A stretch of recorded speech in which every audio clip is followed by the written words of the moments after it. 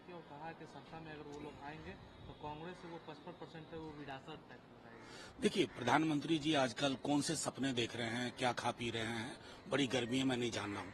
देश के प्रधानमंत्री हैं, क्या उनको ये बात शोभा देती है? आप कहीं पर विरासत टैक्स की बात है, इसकी चर्चा कभी की थी तो आपके एक एमओएस ने की थी। प्रधानमंत्री जी आप आइए ना, जो तेजस्वी जी कह रहे हैं, नौकरी, आपकी जुबान से नौकरी शब्द नहीं निकल रहा। बेहतर स्वास्थ्य व्यवस्था आपकी जुबान से बिल्कुल नहीं निकल रहा।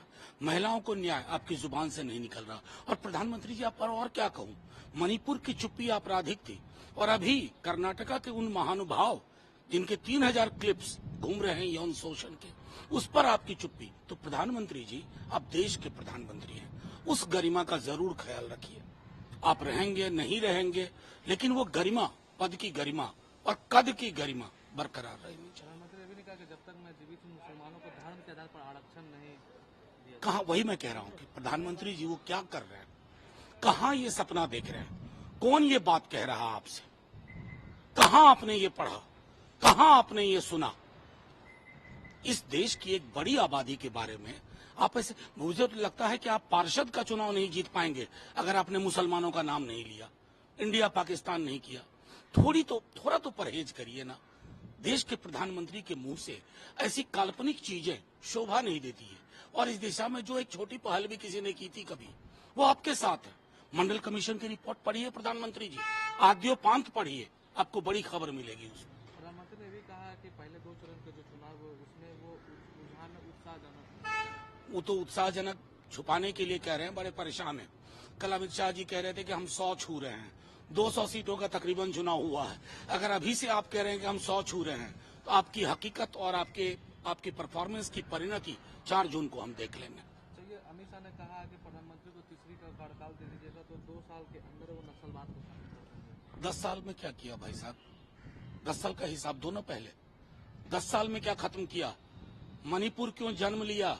अमित शाह जी आप गृह मंत्री के रूप में you are complete failure, acknowledge this, you are complete failure. आज तक ऐसा गृह मंत्री नहीं देखा था जो अपने घर को महफूज न रख सके। ये नीतीश कुमार ने कहा है कि लालू यादव सिर्फ अपने परिवार के लिए काम करते हैं। मैं नीतीश जी के बारे में कोई टिप्पणी नहीं करूंगा। मुझको लगता है कि उनको थोड़ा ये सोचना चाहिए कि स्वयं विवेक से क्यों निर्णय नहीं ले पा रहे हैं।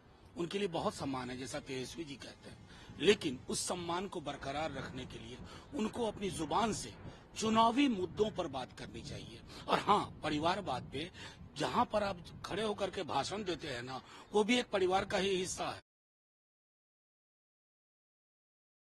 ये प्रज्वल रेवन्ना का जो मामला है उस पर बीजेपी ने कहा है कि सहयोगी पर कोई अधिकार नहीं है और कहा कि राज्य सरकार है जो कांग्रेस की वो क्या। ये सबसे बड़ा झूठ आप सब जानते हैं। आप ये सवाल पूछने से पहले तहकीकात करते।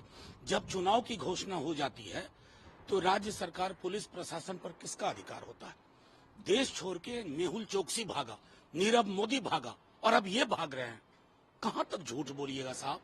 झूठ बोल बोल करके इन्होंने झूठ का पहाड़ खड़ा कर दिया है। उस पहाड़ के नीचे दब के चले जाइएगा।